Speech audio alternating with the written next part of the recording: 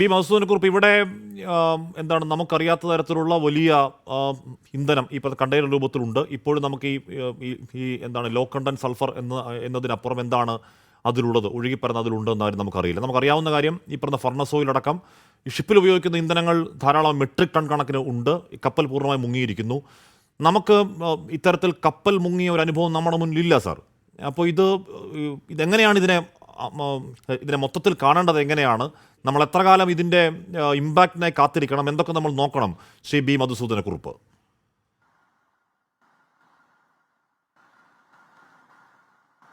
Oil pollution അതാണ് ഇപ്പോൾ ഇവിടെ സംഭവിച്ചിരിക്കുന്നത്.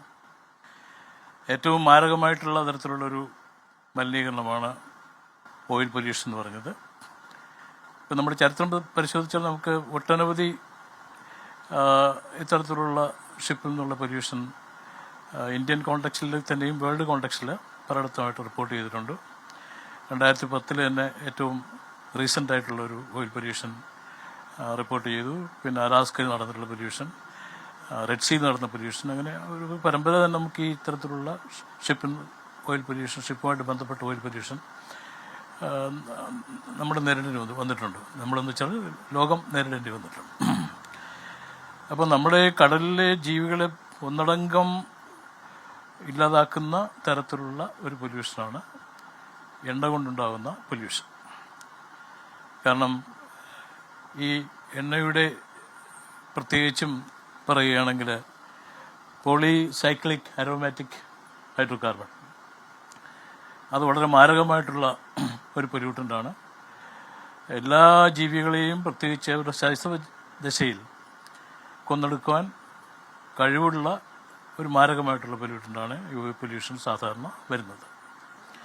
മറ്റൊരു പ്രധാന കാര്യം സംഭവിക്കുന്നത് എന്താണെന്ന് വെച്ചാൽ, ഈ സമുദ്രജലത്തിൽ കലരുന്ന ഈ തരത്തിലുള്ള പെട്രോളിയം പ്രോഡക്ട്സ്, HSD ആയാലും അല്ലെങ്കിൽ മറ്റു തരത്തിലുള്ള ഫർണസ് ഓയിൽ ആയാലും, അതിൽ നിന്ന് ആദ്യമേ ഈ പറഞ്ഞ പോളിസൈക്ലിക് അരോമാറ്റിക് ഹൈഡ്രോകാർബൺ റിലീസ് ചെയ്യും. അപ്പോൾ അത് ഈ സമുദ്രജലവുമായിട്ട് ചേരുമ്പോൾ വിഘടിതമായിട്ടുണ്ടാകുന്ന ബൈ പ്രോഡക്ട്സാണ്. അപ്പോൾ അതോടൊപ്പം തന്നെ ഉണ്ടാകുന്ന മറ്റൊരു തരത്തിലുള്ള ബൈ പ്രോഡക്ട്സാണ് നമ്മുടെ അപൂർവ ലോഹങ്ങൾ, ട്രേസ് മെറ്റൽസ്. അത് വളരെ മാരകമാണ്. ഇപ്പോൾ ക്രോമിയം, നിക്കൽ, മാംഗനീസ്, മോളിബ്ഡനം, അങ്ങനെ ഒരു സീരീസ് ഓഫ് ട്രേസ് മെറ്റൽസ് ഈ പ്രതിപ്രവർത്തനം മൂലം നമ്മുടെ ആവാസ വ്യവസ്ഥയിലേക്ക് വരുന്നു.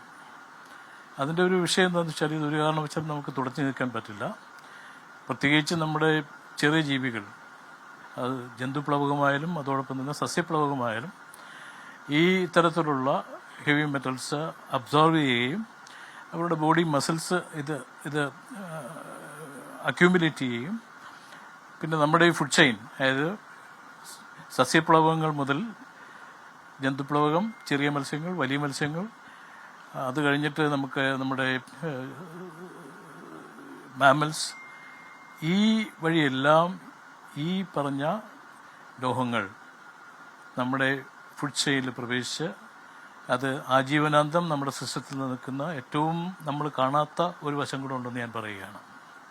അൾട്ടിമേറ്റ്ലി നമ്മൾ മത്സ്യം കഴിക്കുമ്പോൾ മനുഷ്യരിലാണ് ഇത് വരുന്നത്.